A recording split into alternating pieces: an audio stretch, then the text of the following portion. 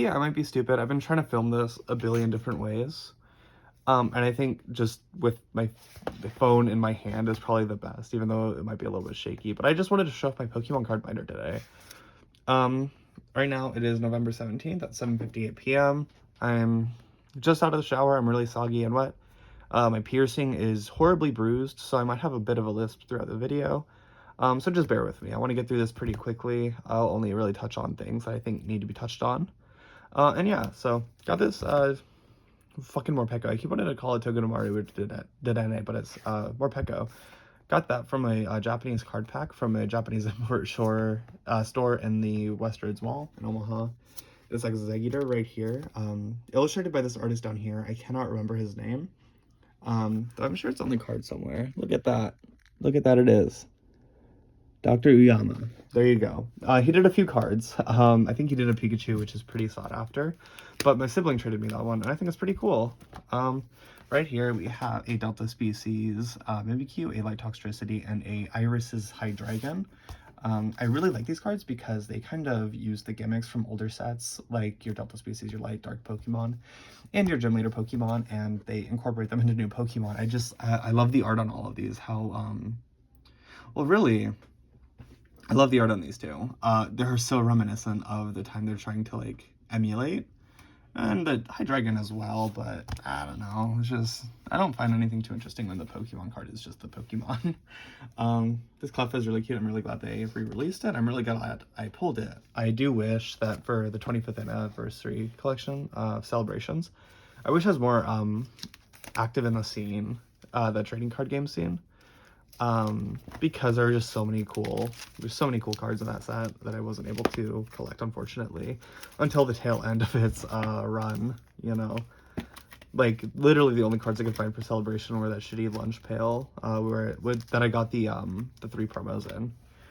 Here we got some Vs, VMAX, EX, nothing too special. Right here, I like the Goldango a lot, the Rotom a lot. Right here is cool. I like Shiny Pidgeotto. That's the only shiny full art I pulled from Paldean Fates. These two are from promos. Shiny Charizard is cool. I know it's like whatever. It's cool to hate Shiny Charizard, but I don't know. It's cool. Speaking of Shiny Charizard, here are these. I love the Radiant cards.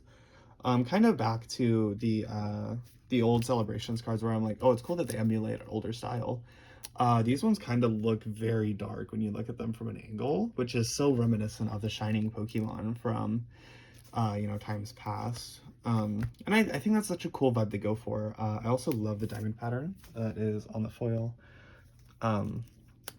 Here we are. I love the signatures on these two cards. Ace-Spec coming back is really nice. I love the purple on the cards.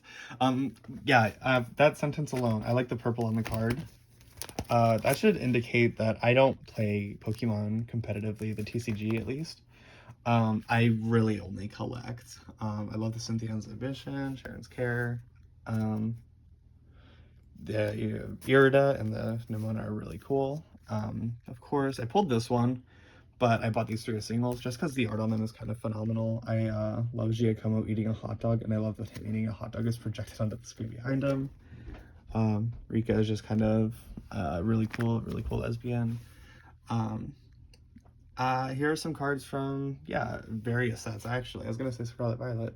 But no, here's a palm from Yukamori. I know I was kind of a little harsh on her the other day. I was like, oh, I mean, she just doesn't really on model. But I don't know, models like this, like, really kind of remind me of her older style, from, like, the Neo Discovery type deal, era.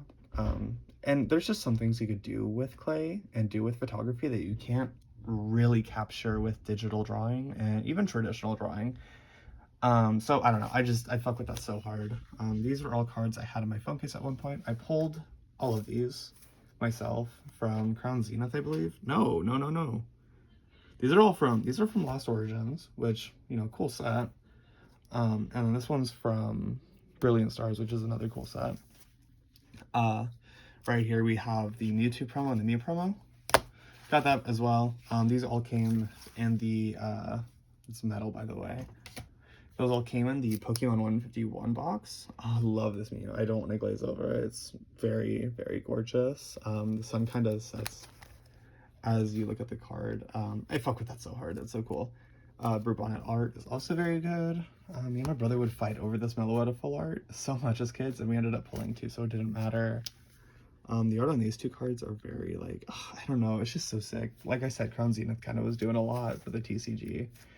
I have this Latias, and Latias is one of my friends' favorite Pokemon, so it kind of reminds me of her. Again, more Crown Zenith. Right here, we have this Manaphy. And you're like, Jane, why do you have a Manaphy in your binder? This card isn't particularly special, and I will call you an idiot, and I will call you wrong, because right here, there's Pyukumuku, and that is the best Pokemon of all time. Unfortunately, there are no good cards of it. So it's whatever. We got Altaria. I love the diorama they did. Like I said, this isn't Yukamori, by the way. That might be a big misconception. Different artist, but same kind of vibe, where with photography and physical medium, you're able to do, like a sculpted medium, you're able to like accomplish such a unique vibe. This Iron Hands card, pulled it myself. Didn't buy the single. This is a really cool card to pull. It ended up being relatively expensive, especially since this card it was, or maybe still is, I'm not sure, pretty valuable in competitive TCG. I personally just like how silly the art is. He's running through all the walls and he's leaving his imprint everywhere. That's funny. These are from Paldean Fades. You would expect them to be relatively expensive because they are art rares with shiny Pokemon on them. But they ended up being more common than, you know, like I showed earlier, that Pidgeotty X, I believe. This Cleffa right here is the one in my phone case. I love it so much. I love how the TCG, especially now, is experimenting with negative space. I love the lighting on this as well. Cleffa is just such a cute, it's such a cute Pokemon, such a photogenic, such a nice Pokemon to draw, such a nice Pokemon to illustrate. I don't know, fuck with Screamtail, fuck with Fluttermane, these two were from ETBs. Pulled this one myself, the gay porn card. That's a deep cut reference for you internet memers. Let me know if you got that meme reference. Right here we got our Deoxys V-Star and our V-Max. Love the Orbeetle acting as a UFO here for the Deoxys. And obviously the art on that V-Max or V-Star is really cool. I do have a spot open right here, and that is for the other Deoxys card from that set, Crown Zenith. It's not too expensive online. It just has a lot of fucking shit on the side. Like, so much wording, and it's like, okay, I don't know if I fuck with that. Here we are. I love Minior. We finally got a good Minior card.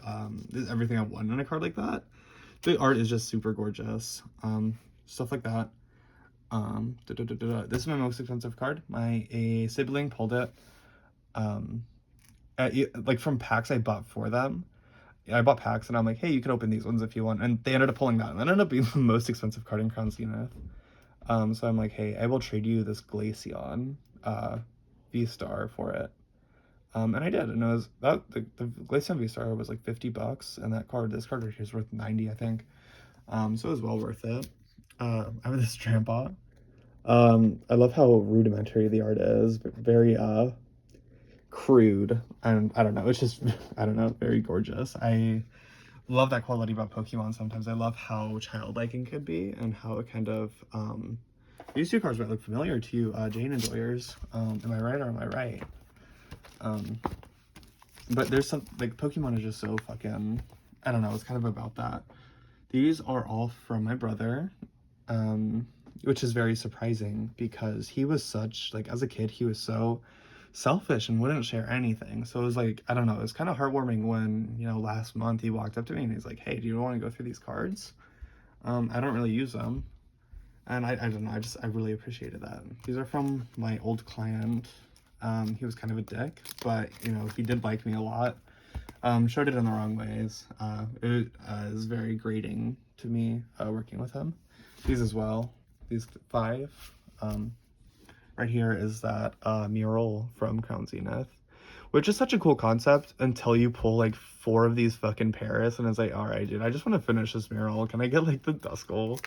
Had to buy some of them as singles to finish the set. You know, these are also from a client. I picked this one specifically from him because I had this card as a kid, and I'm like, holy shit, I have not seen that art in forever. This one, what can I say? What can I say? This is a Yukimori card. This right here is a Yukimori card. Look at the fucking art there. Look at how fucking whimsical this motherfucker is. Look at how, like, in his own lane, like, he does not give a shit. First edition motherfucker. Neo Discovery, I think. And I also got first edition Natuna first edition Chikorita here. I just love those two Pokemon a lot. Gen 2 had a lot of fucking bangers. Now that these are all Gen 2 Pokemon. Had a lot of bangers. Very cool. This Clefairy is from base set too. I love the hollow pattern on it, and getting a cheap Clefairy is relatively easy because they get scan lines so easily, and they were also relatively common hollows back when they were released. Like I said, Pyukumuku doesn't have any good cards. This is the closest thing you could get, and it's not special or anything. It's just a normal card you could pull. Though the crochet look is very fun. I traded my sibling something for this Porygon. Oh, you know what? It was the dark. So I traded my sibling. It's a Deoxys card. It went. I got to go back quite a bit. This Deoxys card is from my sibling. I traded them a Blastoise holo from Celebrations. You know, the classic Blastoise. And that's because they had. They already had Venusaur and Charizard, and it's like, okay, might as well let them have that so they can have a full collection.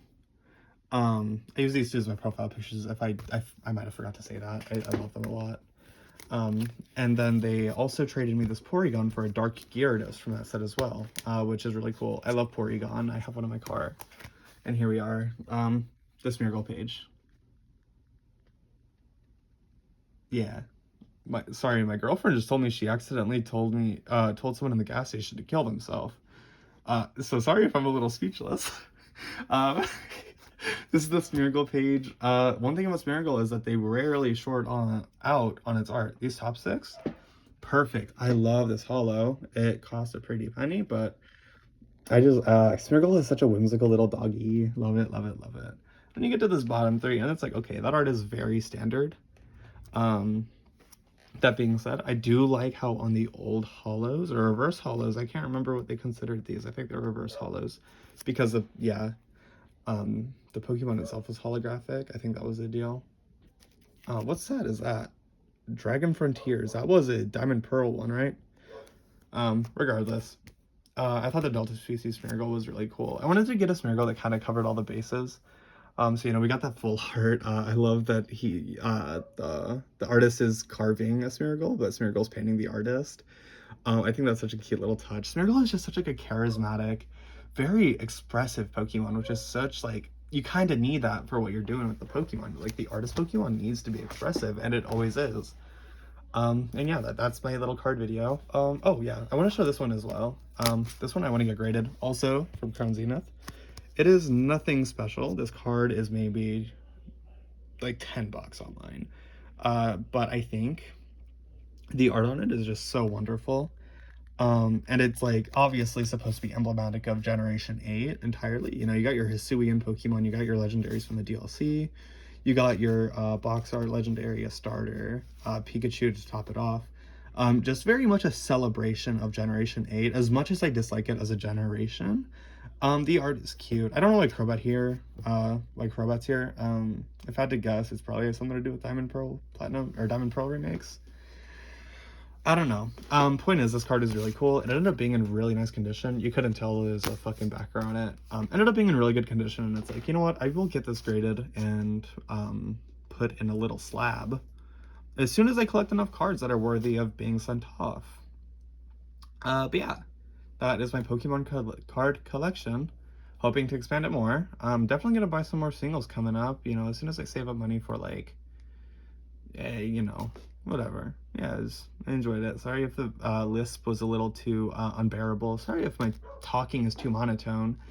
I'm autistic, and it's, like, hard to stay, especially when I'm, like, talking about something I love, because, like, sometimes I just, like, I think of words and I say them and I say them and I say them. Because yeah, I have to say the words, or else it'll leave my head. So I have to say them quickly, and to say them quickly, I can't think about tone or timbre or whatever. So, whatever. That's it. Bye.